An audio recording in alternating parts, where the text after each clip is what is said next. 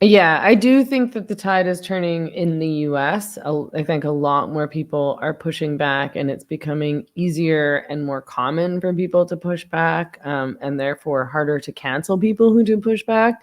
And I don't, the only place where I've really seen that happening in Canada is with the Freedom Convoy, the truckers convoy, and pushback against Trudeau's mandates and what he's said about, the really pretty horrible things that he said about Canadian citizens who don't agree with Yeah. his policies.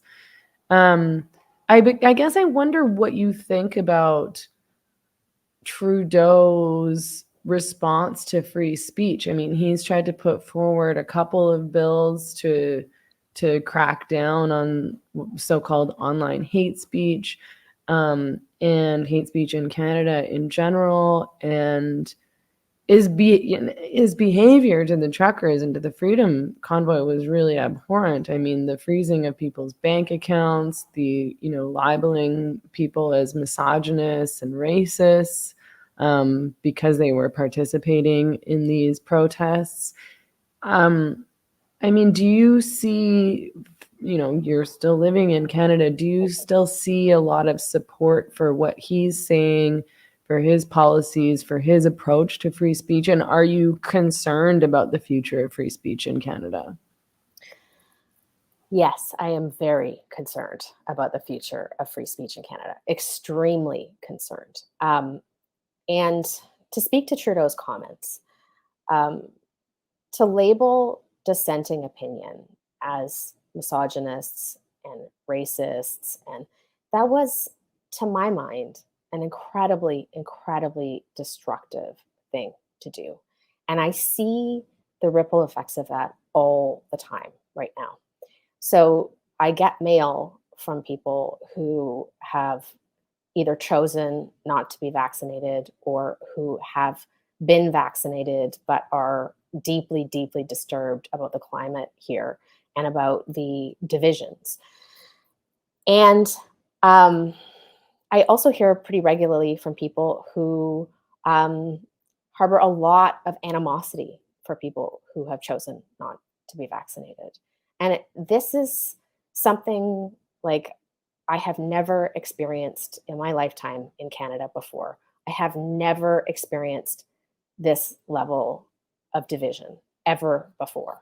And certainly as a journalist, I have never seen it. So I find it extremely, extremely, extremely concerning. And I also think, there was quite a powerful moment during that crisis in Ottawa in which Joelle Lightbound, the Liberal MP, broke ranks with the Liberals and came out and said, this has been used as a wedge issue. This has been used for politics. And the idea that the country's unity, that the ability for neighbor to get along with neighbor, for people to work together in harmony, that would be sacrificed to politics is really, really upsetting to me. And in terms of free speech, so I have been covering some of those bills, and I had Michael Geist, Ottawa law professor, on the podcast, who follows that incredibly closely, who has his own podcast. And what I see there is quite disturbing as well from an institutional, like legislative perspective.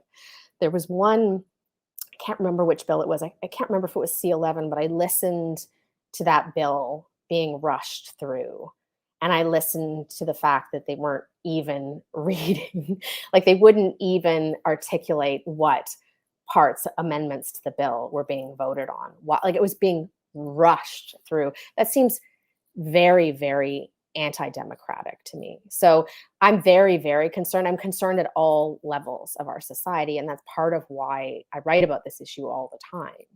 And part of why I would really like to see more people writing about this issue, because I really do think it's the fundamental kind of the fundamentals of our country depend on free speech. Well, I will say what I think is really interesting, again, in terms of the response to all of this. And I'm watching sort of the Conservative Party quite closely right now, because you are seeing this huge wave of interest in Pierre Poilievre. Tons and tons of new members signing up to that party. And then he just won the leadership of that party in an absolute landslide. And so, you know, I don't know a ton about him. I don't know a ton about his policies yet. I'm watching him very closely, but I think that's a really, really interesting response to what we all have been watching over the last couple of months. And I'm really interested to see what happens with that. Yeah, I mean, it might be the first time I ever vote Conservative.